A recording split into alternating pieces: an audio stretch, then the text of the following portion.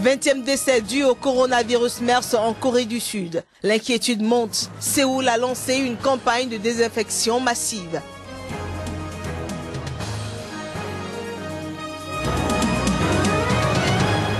À Hong Kong, on parle plutôt du vote prochain sur la réforme électorale, une nouvelle épreuve de force entre militants pro-démocratie et pro-Pékin.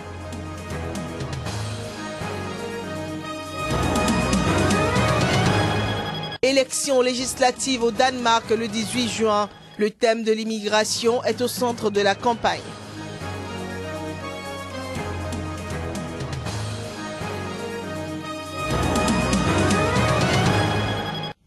Bonjour chez vous et bienvenue dans ce journal. La Corée du Sud a annoncé ce mercredi un 20e décès dû au coronavirus MERS. Le ministère de la Santé a aussi fait état de 8 nouvelles contaminations. Dans le pays, l'inquiétude grandit quant à la capacité des autorités à contenir l'épidémie. La ville de Séoul a lancé une campagne de désinfection massive, fumigeant des milliers de salles de jeux vidéo et de salles de karaoké. Sont également distribués des gels désinfectants pour les mains dans le but de lutter contre l'épidémie de coronavirus MERS. Pas moins de 6500 personnes se trouvent actuellement en quarantaine en centre médical ou chez elles, d'après le ministère de la Santé de la Corée du Sud. De la Corée du Sud, rendons-nous à présent à Hong Kong où se prépare ce mercredi une nouvelle épreuve de force entre militants pro-démocratie et pro-Pékin sur le vote d'une réforme électorale qui a jeté ses opposants dans la rue l'an dernier.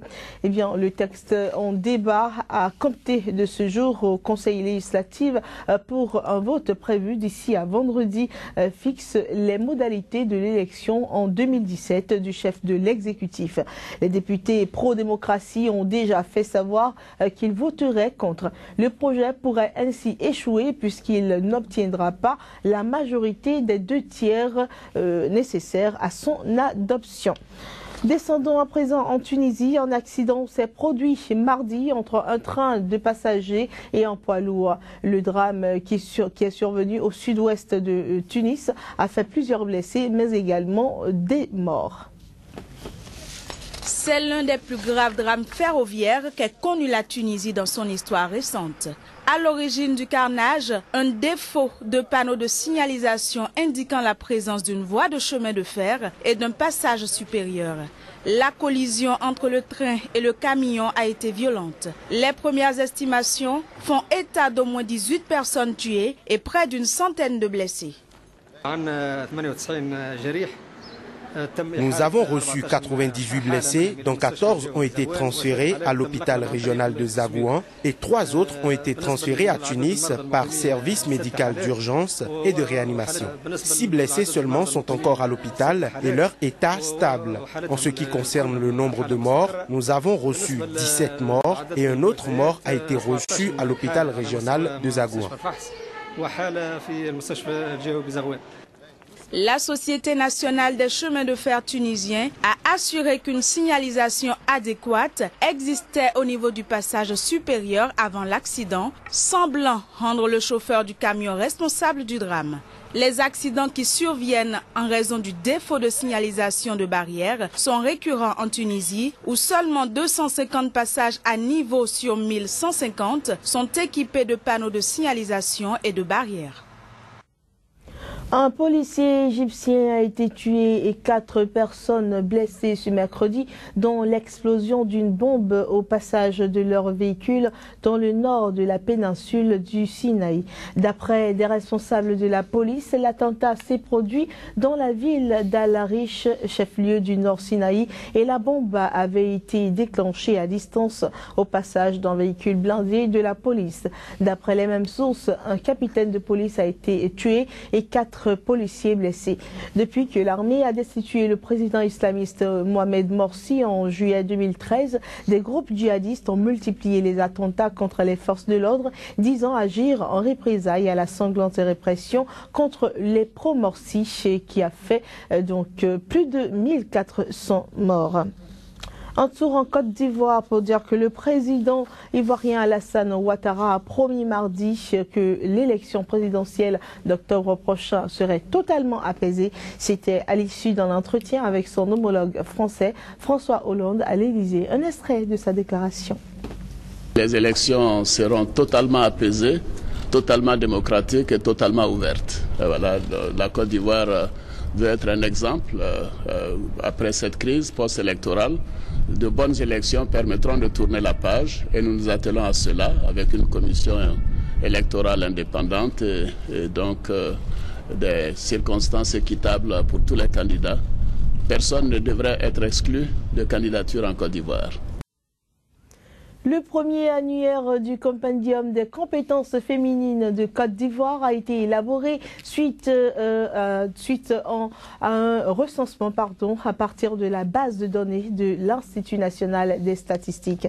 Quelques femmes leaders de la société ivoirienne sont allées présenter cet outil de travail à Ousmane Diagana, directeur des opérations de la Banque mondiale pour la Côte d'Ivoire, le Burkina Faso, le Togo, le Bénin et la Guinée. Chris Paterne à Sémian pour le compte rendu.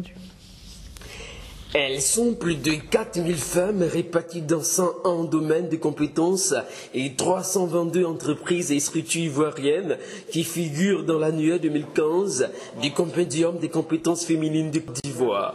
En 2012, lorsque la présidente de la République ivoirienne lançait ce projet, elle était loin de susciter un réel intérêt auprès de la gente féminine. 3 ans après, les résultats sont mesurables et quantifiables. Cet annuaire est une initiative ivoirienne originale s'inscrivant dans le cadre de la réponse d'une réponse efficace et durable à la problématique de la représentativité des femmes dans les instances de décision qui perdurent depuis l'accès à l'indépendance en 1960. C'est aussi un outil de promotion du développement inclusif avec la mise à disposition d'informations pertinentes sur les compétences féminines au haut niveau. La Constitution ivoirienne consacre le principe de l'égalité entre les femmes et les hommes.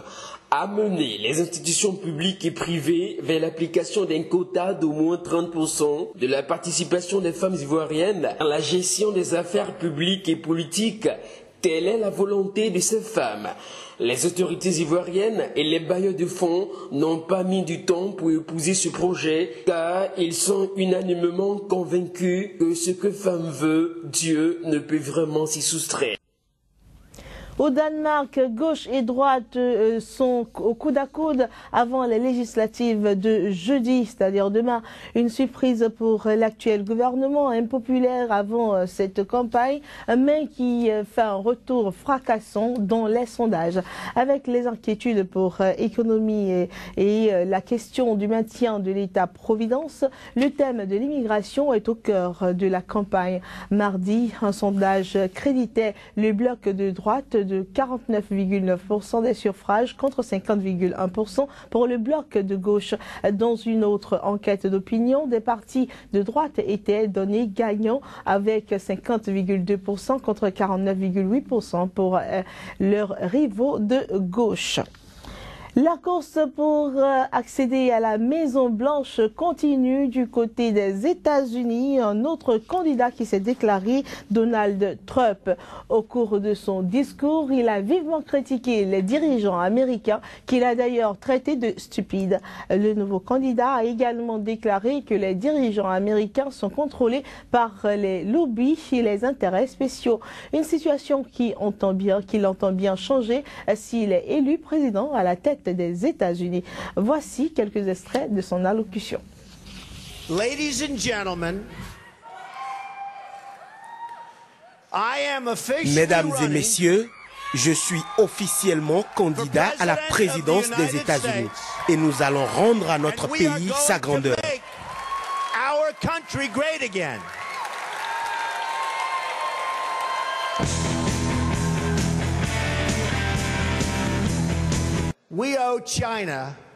$1.3 trillion. Nous devons à la Chine 1,3 trillion de dollars. Nous devons au Japon plus que cela. Alors, ils viennent ici, ils prennent nos emplois, ils prennent notre argent et ensuite ils nous prêtent ce même argent et on les repaie avec intérêt. Ensuite, la valeur du dollar augmente, donc l'échange leur devient encore plus favorable. Nos dirigeants sont-ils aussi stupides? Nos politiciens sont-ils aussi stupides? How stupid are they? Plus de 10 000 villageois vivant à proximité du volcan Sinabung, et nous sommes en Indonésie, dans l'ouest donc, ont été évacués depuis le début du mois, et la plupart ces derniers jours, à la suite de violentes éruptions. Environ 7 500 habitants ont quitté leur domicile d'après l'Agence nationale des catastrophes naturelles. Tous ont trouvé refuge dans des bâtiments publics et lieux de culte.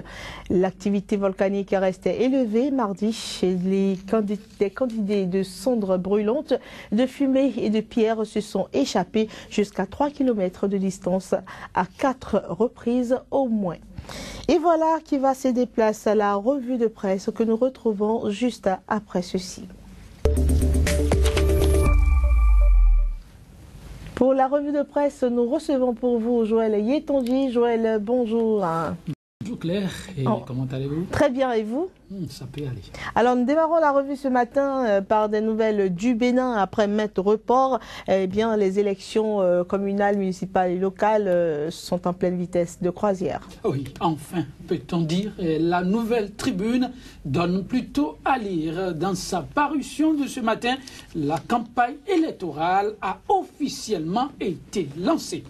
À Cotonou, affiche qu'il s'agit là d'élections locales à fort enjeu pour le camp présidentiel.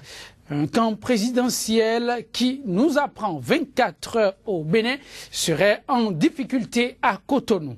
Fraternité avec ce titre, 3 prétendants sérieux pour un seul fauteuil à Cotonou. Le confrère de la matinée nous apprend que la situation économique au Bénin n'est guère reluisante, la preuve que la caisse de l'État est désespérément vide. Et au Burundi, la crise née de l'annonce du 3e mandat de Pierre Nkurunziza est toujours vive. Toujours vive. Africom précise que le désaccord persiste sur la tenue des élections. Izanganiru, les manifestations changent désormais de forme à Moubaga. Et comment se déroule-t-elle désormais? Harib précise sifflet et boycott comme nouvelle forme de manifestation.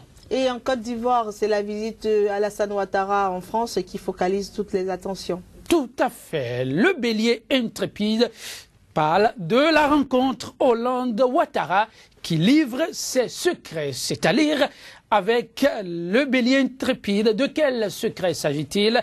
La matinale précise que ces élections seront totalement apaisées, démocratiques et ouvertes. Ce sont là les aveux de Ouattara. Fraternité matin renchérie, présidentielle 2015, personne ne devrait être exclu. Sur tout autre sujet, le quotidien d'Abidjan nous parle de l'affaire déchets toxiques. Un avocat hollandais fait de graves révélations sur Ouattara. Et au Tchad, bien, le pays est toujours sous le coup de quand même un grand choc après l'attentat, le double attentat suicide qu'il a subi. Oui, le Tchad ne se remet pas encore de ce double attentat. Guinée 58, pour parer au plus pressé, N'Djamena, sous haute surveillance. Désormais, plus question de circuler librement dans les grandes villes du Tchad. Eh bien, Al-Wida informe que les zones d'ombre d'un attentat qui endeuille le Tchad sont à parcourir et à découvrir. Tchad Info, attentat au Tchad. Je promets que cette action ne restera pas impunie. Les propos sont de Idriss Déby Itno. Alors, c'était là votre revue de presse. Nous allons quand même dire un mot sur la nouvelle concernant la Côte d'Ivoire avec Alassane Ouattara qui était en visite en France, qui a promis que les élections en Côte d'Ivoire seront apaisées. Oui, Alassane Ouattara, depuis son élection, s'est vêtu à se vêtir du manteau du démocrate et c'est la nouvelle qu'il est allé porter. Vous savez, beaucoup de tensions actuellement, mais beaucoup plus du camp de l'opposition. Mais Alassane Ouattara précise, les jeux seront vraiment ouverts. Chacun ira de son argument et ce sera la vérité des unes qui triomphera. Souhaitons alors le meilleur pour la Côte d'Ivoire, pour qu'elle demeure dans cette nouvelle lancée de paix. En tout cas, l'Afrique de l'Ouest en a besoin. Absolument. Merci à vous, Joël Yetonji. Merci d'avoir été des nôtres. C'était votre journal sur SICA. Au revoir.